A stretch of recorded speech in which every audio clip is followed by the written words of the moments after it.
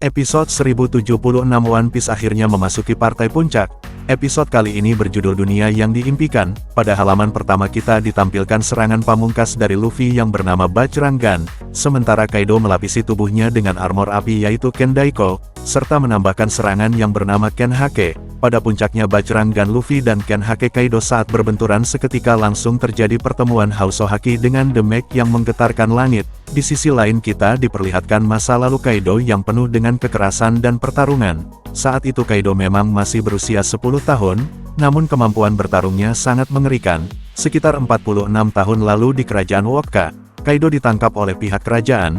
Hal ini disebabkan karena Kaido dianggap terlalu kuat dan berbahaya serta tidak menyukai bangsawan Celestial Dragon.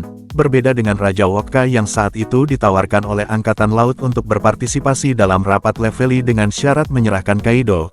Namun Kaido yang tidak terima dengan hal tersebut karena dia merasa dijadikan alat politik demi kepentingan bangsawan dunia. Dari peristiwa tersebut Kaido pun ditangkap Angkatan Laut, namun karena memiliki kekuatan yang besar ia mampu meloloskan diri dari penjara tersebut, yang pada akhirnya dia menjadi buronan Angkatan Laut. 5 tahun kemudian dia menjelajahi Pulau Hachinosu dan memenangkan banyak duel pertarungan di pulau tersebut, yang pada akhirnya namanya pun mulai terkenal dan dia dilirik oleh Shirohige yang saat itu masih menjadi anak buah Rocks.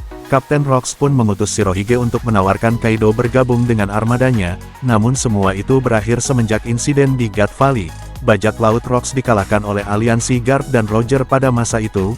10 tahun kemudian Kaido membangun sendiri armada bajak lautnya. Dia pun mulai menginvasi negeri Wano sebagai permulaan kekuasaannya pada dunia.